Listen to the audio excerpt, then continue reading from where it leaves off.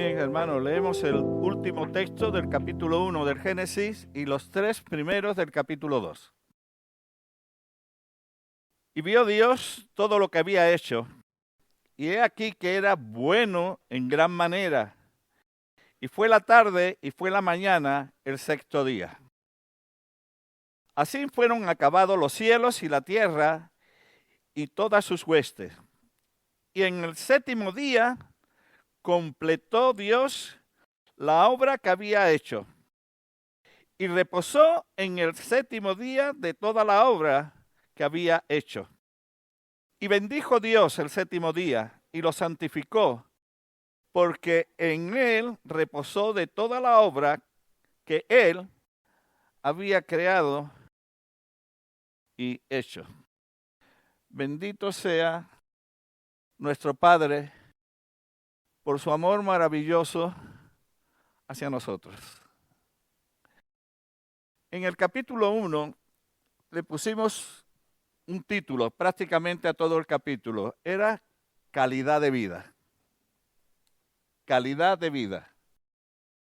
Y vimos a un Dios creador que todas las cosas que está haciendo es para darnos vida y calidad de vida. Dice Zacarías, creo que es 12:1, que las principales obras de Dios son el cielo, la tierra y el espíritu del hombre. El cielo para la tierra para el hombre y el hombre para Dios. Amén. Así que Dios, en el primer capítulo hemos visto cómo ha preparado todo y nos ha dado principios para tener calidad de vida. Y ahora, aunque dice que todo lo hizo en 6 días, fijaos bien, me llama la atención la palabra que se utiliza aquí cuando dice, y el séptimo día completó Dios. El séptimo día completó Dios. Es como si no estuviese todo completo. Es como si lo que Dios quería procurar para que nosotros tuviésemos, le faltase algo para que tuviésemos esa calidad de vida. Y entonces, ¿qué hizo Dios? El séptimo día. Amén. El séptimo día dice que reposó Dios. El reposo de Dios he puesto yo aquí y el reposo del hombre. Ese es el tema hoy. A ver, el reposo de Dios y el reposo del hombre. El reposo de Dios es la satisfacción de ver su obra completa. Porque Dios dice, quiero recordar que en Santiago ni se cansa ni se fatiga. Dios ni se cansa ni se fatiga, pero se goza. Se goza cuando Él ve cumplido sus deseos. Iba a decir Dios se relaja. No sé, a lo mejor no es correcto esto. Pero es como un padre que disfruta viendo su obra completa, cómo se completa, ¿verdad? Y el reposo del hombre es disfrutar y desarrollar la obra completa de Dios. Fijaos aquí que el reposo fue de Dios, aunque el hombre participó, pero el hombre no había hecho nada todavía. Era el séptimo día para Dios, pero era el primer día para el hombre. No le había dado tiempo a hacer nada. Solamente disfrutar de todo lo que Dios había hecho para él. Repito, disfrutar de todo lo que Dios había hecho para él. Como dice nuestra hermana Katy, dice que este fue el primer regalo de la gracia de Dios. Me gustó esa expresión cuando lo oí de ella, ¿verdad? El día de reposo fue el primer regalo de Dios que venía de su gracia. El día de reposo. El día de reposo no es un día como los demás. El día de reposo no es un día, sino el día. ¿Por qué digo esto? Yo he escuchado muchos argumentos, hermanos, en contra, y yo creo que a nadie le pilla de sorpresa saber que hay hermanos que no ven el Shabbat, no ven el sábado como día de reposo, sino creen más el traslado que se hizo al domingo, ¿no? Y tienen sus razones. Y uno de los argumentos que a mí me han dado algunas veces es este: de Dios son todos los días. Bueno, no se puede decir que no. Es verdad que de Dios son todos los días, pero eso lo sabía Dios cuando hizo el día de reposo. Eso no es que se le escapó a él, ¿verdad? No se le escapó a él. Cuando Dios hizo el día de reposo, él sabía que todos los días eran de él. Y no sé cómo decir esto, porque no me gustaría que nadie se ofendiese, pero esto en cierta manera abre la puerta a esto de que de Dios son todos los días, abre la puerta para elegirlo yo. Y en mi caso, en el caso de Luis Morata, yo prefiero que sea Dios quien elige hacerlo yo, porque Él nunca se equivoca. Él nunca se equivoca. Yo prefiero que haya sido Dios quien eligió no un día, sino el día. Dios lo señaló. Este es el día. 2:2, lo hemos visto. Dios lo señaló. Dios lo bendijo. Dios lo bendijo. He estado mirando la palabra, es vara, no vara de creación, sino vara, porque había algo que a veces no me cuadraba. A ver cómo explico esto. En hebreo leemos que siempre es el mayor el que bendice al menor. ¿Recordáis ese texto? El mayor el que bendice al menor. Anda, y como dice el Salmo, bendice alma mía Jehová. Si es el mayor el que bendice al menor, como el salmista se atreve a decir, bendice alma mía Jehová. Y es que una de las cosas que significa esa palabra que está aquí en hebreo es arrodillarse. Es arrodillarse. ¿Y qué es lo que hizo? Lo que hizo Dios. Se arrodilló para bendecirnos. Se arrodilló para bendecirnos con este día maravilloso. Dios lo bendijo, Dios lo santificó, Kadash, lo apartó, lo consagró, y además, fijaos, según algunos, dice que le dio un carácter profético. ¿Por qué le dio un carácter profético? Porque el primer día, y vio Dios que era bueno, y fue la tarde y la mañana. El segundo día fue la tarde y la mañana. El tercer día, la tarde y la mañana. El cuarto día, la tarde y la mañana. Pero el séptimo día, ¿dónde está la tarde y la mañana? En el séptimo día no vemos la tarde y no vemos la mañana. Porque tiene un carácter eterno. Y de eso se habla muy bien en Hebreos. Vamos a Hebreos, vámonos al capítulo 4. Hebreos 4, del 8 al 11, para no hacerlo muy largo. Dice así la palabra: porque si Josué le hubiera dado reposo, Dios no había hablado de otros días después de este. Queda por tanto un reposo sagrado para el pueblo de Dios. Pues el que ha entrado a su reposo, él mismo ha reposado de sus obras, como Dios reposó de la suya. Por tanto, esforcémonos por entrar en ese reposo, no sea que alguno caiga siguiendo el mismo ejemplo de desobediencia. Así que el reposo de Dios se produce cuando Él puede cumplir su plan de habitar dentro de nosotros. Me explico, fijaos bien. El sexto día Dios hace al hombre y el séptimo día reposa. ¿Cómo ha hecho Dios al hombre? A su imagen y semejanza, para que el hombre pueda contenerlo y expresarlo. Más adelante me llama la atención cómo se le llama la tierra del reposo a Canaán. Allí hubo de todo un reposo. En la tierra de Canaán, guerras y guerras y guerras y guerras y guerras. Pero ¿sabéis una cosa? Allí en esa tierra, en un lugar que era la era de Orán Jebuseo, que era donde Abraham iba a sacrificar a Isaac, allí se hizo el templo. Un templo donde Dios había dicho, yo pondré mi presencia. Donde Dios pone su presencia, allí hay reposo. Allí hay reposo. Hacen que el reposo de Dios, como al entrar dentro de nosotros, al hacerse uno con nosotros, al salvarnos, transformarnos, santificarnos, conformarnos, en fin, toda la obra de Dios completa, ese es el reposo de Dios y ese debe ser nuestro reposo. El reposo de Dios es un reposo eterno. Otros con esto de profético han visto lo de los 6 días y el séptimo día, ¿verdad?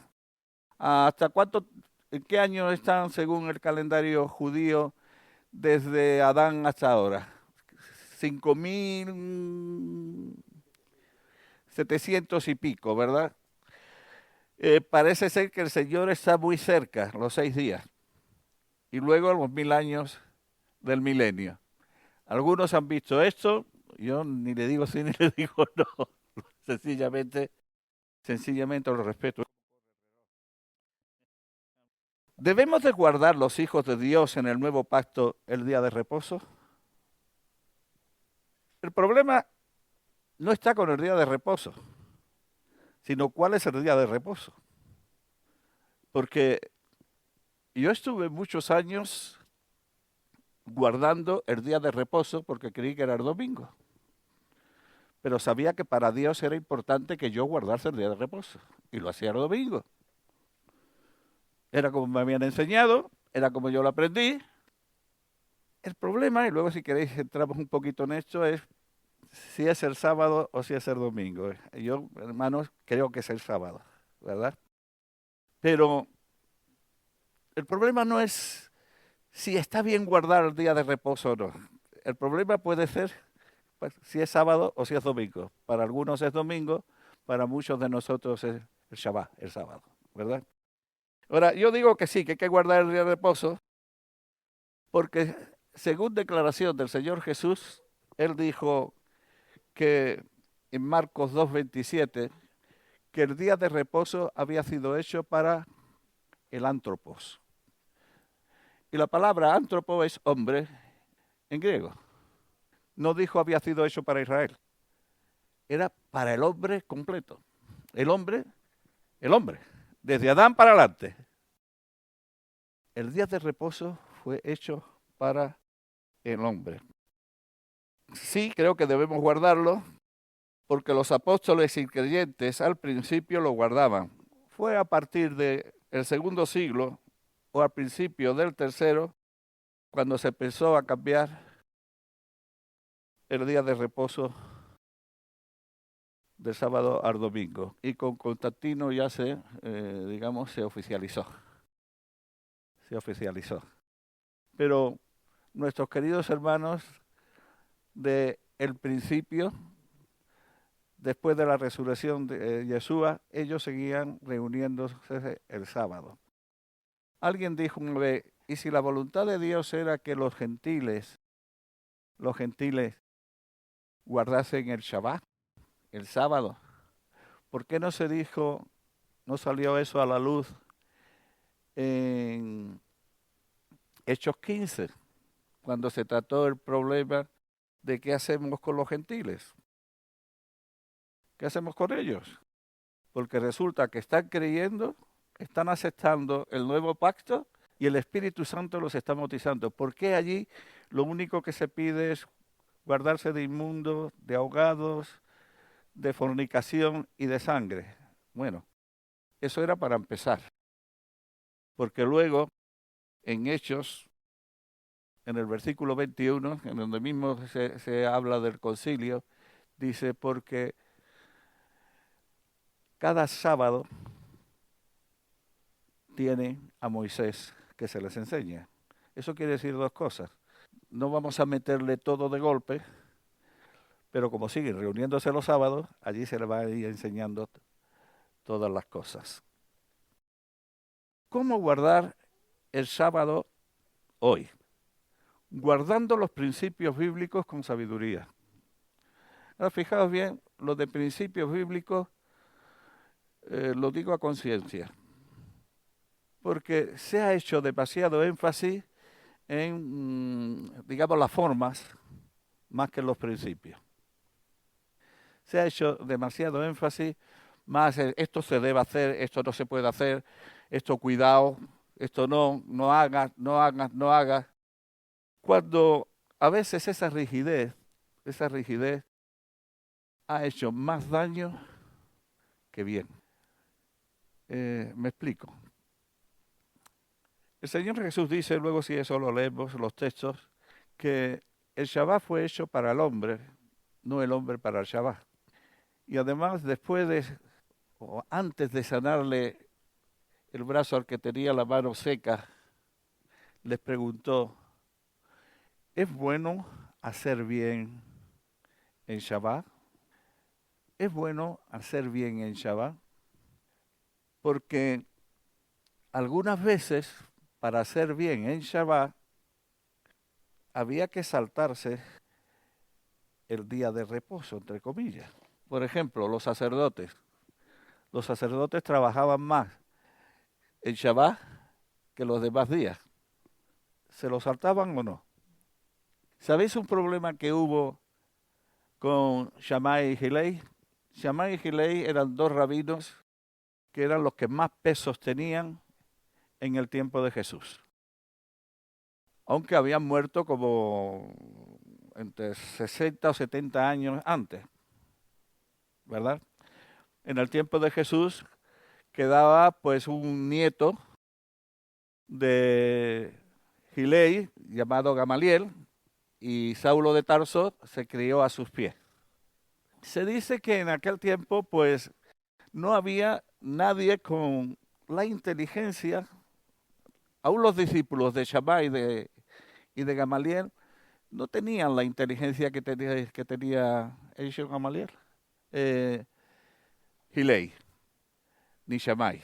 No tenían la inteligencia. Trataban de imitarle y dicen, pero no para profundizar en la Torá, sino para destacar ellos mismos. O sea, una forma de poder ponerle algo a lo que Shammai o Hillel, Shammai y Hillel habían dicho, les daba categoría, por eso inventaron tantas cosas. Por ejemplo, un problema que había entre los seguidores de Hillel y los seguidores de Shammai, la circuncisión. ¿Cuándo había que circuncidar al niño? ¿A qué día? ¿Y si caía el Shabbat? Si caía el Shabbat, ¿se circuncidaba al niño o no? Porque para cumplir una ley tenía que faltar a otra, ¿verdad? Shammai era más bien de no, y llegó a la conclusión se puede hacer el día 9. El 9º día, que nazca el niño, pues se circuncida y ya está.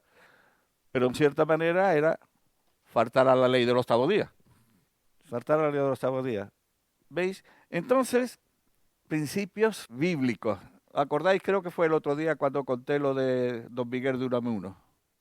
Vasco, literato, filósofo, profesor, y estaba un día en su jardín con el escardillo y estaba regando y arreglando sus flores, ¿no? Y pasó un vecino y dice, ¿qué, don Miguel? ¿Trabajando, no? Y don Miguel dijo, no, descansando. Cuando el mismo vecino pasó para arriba, don Miguel estaba sentado en la butaca así. ¿Qué, don Miguel? ¿Descansando, no? No, trabajando. Porque don Miguel trabajaba con su mente. Oí a Katy el otro día decir que lo que más trabajo le costó para descansar en el Shabbat, desconectar. Por eso yo hablo de principios, ¿no? ¿Cómo guardar el sábado? Con fe, con gozo, como el primer regalo de la gracia de Dios. ¿Por qué digo esto? Mira, en Isaías capítulo 1, del versículo 11 al 14, Dios le dice esto: aborrezco vuestros días de reposo y vuestras fiestas, las aborrezco. Lo estaban haciendo mal. Y luego el mismo Isaías, en el capítulo 56, versículo, vamos, lo leemos, 56, 2 y 4 creo. Isaías 56, son textos muy conocidos. Me refería al 58, 13, pero ya que estamos en el 56, vamos a leer el 2 y el 4. Cuán bienaventurado es el hombre que hace esto, y el hijo del hombre que a ellos se aferra, que guarda el día de reposo sin profanarlo, y guarda su mano de hacer el mal. Fijaos bien, cuán bienaventurado. Entonces, en el capítulo 1 dice, lo aborrezco, porque hay una forma de hacerlo mal. Versículo 4, porque así dice el Señor: a los eunucos que guardan mis días de reposo, escogen lo que me agrada y se mantienen firmes en mi pasto. Esto lo están haciendo bien. Esto lo están haciendo bien. 58, 13. Si por causa del día de reposo aparta tu pie para no hacer lo que te plazca en mi día santo, y llamas al día de reposo delicia, al día santo del Señor honorable. O sea, hermanos, yo entiendo aquí que el día de reposo es una delicia. El día de reposo no es, y ahora, ala, tengo que arreglar la moto y no puedo, ¿eh? O tengo no sé qué. Pues aunque no arregles la moto, pero si para ti es un fastidio, Dios dice, no, eso no es lo que a mí me agrada. Para eso no, ¿verdad? Siguiendo la regla de oro. El día de reposo es para el hombre. Entonces, si en día de reposo tú haces bien al hombre, no estás transgrediendo el día de reposo. Si hay una hermana pobrecita que no se puede mover y tú vas y le echas una mano el día de reposo, no estás transgrediendo el día de reposo. Si tú estás haciendo, curiosamente, el día de reposo era cuando más milagros hacía Jesús, ¿no? Más milagros. Y no por transgredir el día de reposo. Jesús no transgredió el día de reposo, nunca. Si no, no podía hacer nuestro Redentor. Nunca lo transgredió. Lo que sí es, no participaba de las interpretaciones rabínicas acerca del día de reposo. De eso no participaba. Eso es invento vuestro, ¿verdad? Así que hacer el bien el día de reposo. No sacrificar una ley superior por la inferior. No sacrificar una ley. Allí se discutía de si alguien se caía y se mataba, era el día de reposo, déjalo allí, no podías tocarlo. Y si estaba herido, dependía de el grado de gravedad de la herida. Dependía de esto. Bueno, yo creo que era raro. Si estaba herido, había que recogerlo y llevarlo a Carluaya. Carluaya, ya sabéis, el hospital que está aquí. Huir de la codicia y la ambición. Eso sí. Huir de la codicia y la ambición. Me hablaba el otro día un hermano que está empezando a ver un poco esto y a tratar de ser fiel a Dios concretamente en cuanto a esto, de que tenía un compromiso. Tenía un compromiso con un hombre. Bueno, lo voy a decir, con un cantador, porque este hermano es guitarrista. Si no cumplo con este hombre, acompañándole a la guitarra, este hombre pierde su sueldo, porque vive de eso. Entonces, ¿qué hago? Para mí tomó una decisión muy sabia. ¿Sabéis lo que hizo? Fue en Shabbat y acompañó al cantador. Y cuando le pagaron, Él cogió y le dijo al cantado, yo no quiero el dinero, todo para ti. El cantado se quedó. Dice, es la primera vez que a mí me hacen algo así. ¿Y esto? Y entonces le testificó del Señor. Le testificó del Señor. Pero fijaos bien, no lo necesitaba para comer, porque es como nosotros, ¿no? Una vida muy normalita. Pero él dice, bueno, no ambición, pero tampoco hacer daño. Y tomó ese camino, ¿verdad? Tomó ese camino. Procurar pasarlo con los hermanos. Es una santa convocación. Es una santa convocación. Y hacer lo que Jesús haría. Y ahí quiero recordaros una cosa. ¿Os acordáis ese hombre que llevaba 38 años en el estanque de Bethesda? Era de Bethesda, ¿verdad? Y el Señor Jesús lo ve, tiene misericordia de él. Él dice que lleva 38 años, pero nadie lo ha empujado para ser el primero cuando el ángel removía las aguas. Y entonces el Señor le sana y le dice, toma tu lecho y anda. Claro, el problema se presentó cuando los fariseos de Shabai vieron a este hombre con el lecho. No sé si habéis preguntado vosotros alguna vez, ¿y para qué le dijo llévate el lecho si ya estaba sanado? Una cosa podría ser que dormía ahí, ¿no? Pero la otra cosa podría ser testimonio de lo que Dios había hecho en su vida. Mira, antes me llevaban en el camastro, ahora yo lo llevo. Y me acordé no recuerdo el nombre ahora mismo, de este hermano de Arcos de la Frontera que era homosexual. Manuel, ¿no? Manuel de Prontumbría era homosexual y todo lo que él cuenta. Y Dios le sacó de ahí. Pero tiene una voz afeminada. Porque se hormonó. Y entonces él ha orado muchas veces, y lo dijo él, lo cuento porque se lo he oído a él. Oré, Señor, cámbiame la voz, Señor, cámbiame la voz, Señor, cámbiame la voz. Dice, hasta que Dios me dijo, no sé de qué manera, si te cambio la voz, cuando tú dices que era homosexual, ¿cómo te van a creer? ¿Cómo te van a creer si te cambio la voz? ¿Verdad? Y me acordé de Manuel pensando en esto, ¿verdad? Coge tu lecho y vete a tu casa.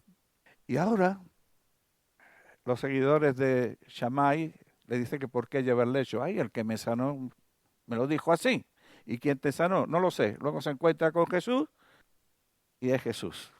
Y van a recriminar a Jesús el por qué sana y el por qué le ha dicho que le lleve su lecho si es el Shabbat. ¿Y qué dice Jesús? Mi Padre hasta ahora trabaja y yo trabajo. ¿Trabaja Dios en Shabbat? Gracias a Dios sí, si no, ¿dónde estaríamos nosotros? ¿Dónde estaríamos nosotros? Si Dios no trabajase en Shabbat, ¿dónde estaríamos nosotros? Mi Padre trabaja, yo trabajo. ¿Cuándo trabaja Jesús? Cuando trabaja el Padre. Porque Jesús no hace nada que el Padre no le haya dicho. No hace nada que el Padre no le haya dicho. Por eso he puesto a hacer lo que Jesús haría en Shabbat. Quizás puede servir un poquito, ¿no? Y más si vas creciendo espiritualmente. Si has crecido poco, pues tú vas a creer que Jesús haría lo que tú estás haciendo. Pero no se trata de eso, es al contrario. Y para eso tenemos las Escrituras, ¿no? Cuando se presenta un problema en Shabbat, ¿qué haría Jesús en mi caso?